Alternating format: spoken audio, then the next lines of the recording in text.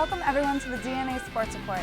I'm your host, Michelle Mastalone, and here to cover this week's topics are our panelists. Introducing BSC TV's sports director, Dave Betts, and director of sports for WBNY, Anna Buchanan. Up first today, and easily the biggest story of these Winter Olympics so far, is the United States' stunning 5-3 victory over the heavily favored host Team Canada. Brian Rafalski scored twice, and Buffalo's own Ryan Miller made 42 saves to the key American win. What a night for Team USA. Dave, what did the Americans do to win? Well, I think the first thing you mentioned about Ryan Miller, his 42 saves was key, was very clutch. You have a Team Canada lineup like Sidney Crosby, Rick Nash, and Danny Heatley.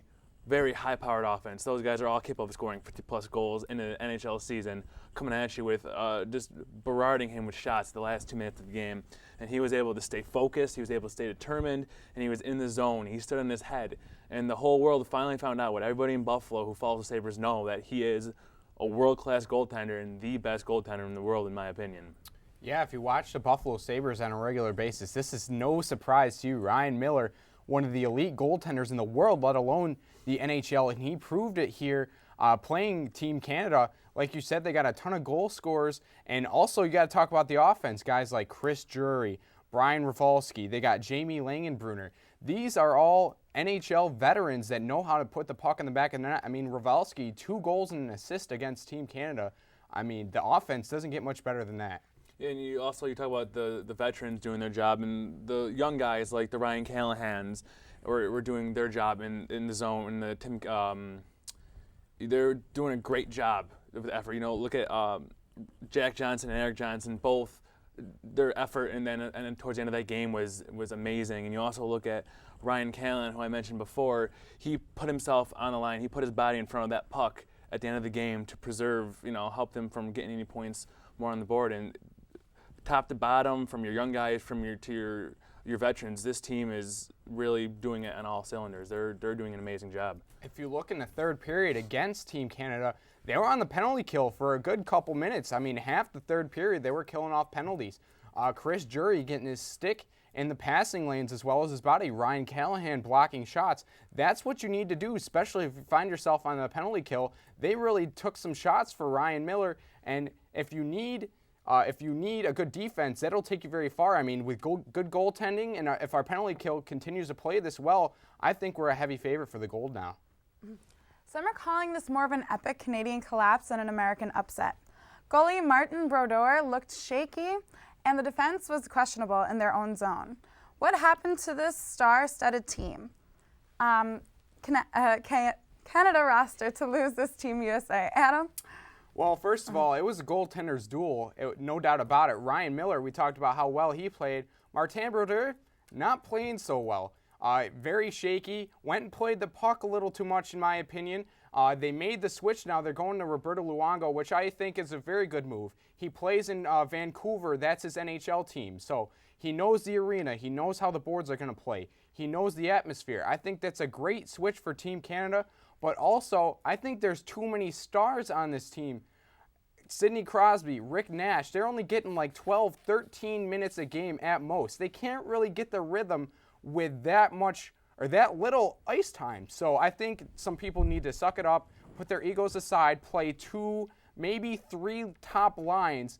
I know this team's full of NHL All-Stars, but you're going for the cup here. You need to start playing favorites, basically, and that's what Team Canada needs to do. Well, I mean, I think, like I said, they are a star-studded roster. They have a stacked lineup. But I think the main issue, if you look back to fundamentals of the game, they got too many dumb penalties they took in that game. They built up momentum. They'd get a lot of shots on goal. They, put Ryan Miller, they'd test him, and then they'd get a penalty. I mean, how many power plays did the Team USA have in that third period? They started off with, I think, 2 right off the bat. And, when you're getting too many penalties, you're going to kill your momentum. And the defense, Team Canada's defense just played horrible. They didn't cover the points at all. They let Team USA screen Martin Brodeur all game. I don't care how good of a goalie you are. You're getting screened. You can't see that shot coming. You're not going to stop any shots. Yeah, you definitely got to clear the front of the net. Whoever's in goal for Team Canada really needs to see where the puck's coming from, especially on those point shots. If you don't protect the front of your own net, it's going to be a hard time no matter who's in goal. And offensively as well, there's too many players being passive. You need to take shots, put shots on goal, make things happen. You can't try to cycle the puck looking for the best shot when you got a ton of 50-plus goal scorers in the NHL. You really need to start shooting the puck. You can't try to make the pretty play. Sometimes the dirty plays, you need to get the puck in deep and put it on net and look for rebounds. It can't always be the flashy wrister that scores the goals. Some people are comparing this game to the 1980 Miracle on Ice victory over the Russians. USA stole the show and the first overall seed in the upset over the Canadians. Adam, just how historic of a win was it in American history? Well, don't get me wrong, it was an historic win, very good win in a hostile environment, but it's still behind that 1980 Olympic gold medal men's hockey team. I mean, a bunch of amateurs playing a top Russian team. Not only they beat the Russians, but many people forget that was not the gold medal game. That was to get into the gold medal game, and they also had to play Norway, and they were down 2-0 after the end of 2 periods against Norway, and they ended up coming back to win that game. So that, to me, especially with not having NHL players, being a bunch of amateurs in Lake Placid, that to me is by far the biggest win in USA history. I think I totally agree with you, Adam. I don't think this win has on the same level as the Miracle on Ice in 1980. But if you look back at other sports, like when U.S. beat the defending World Cup champion Spain in the 2009 Federations Cup, you look at how underrated and how much of an underdog that team was.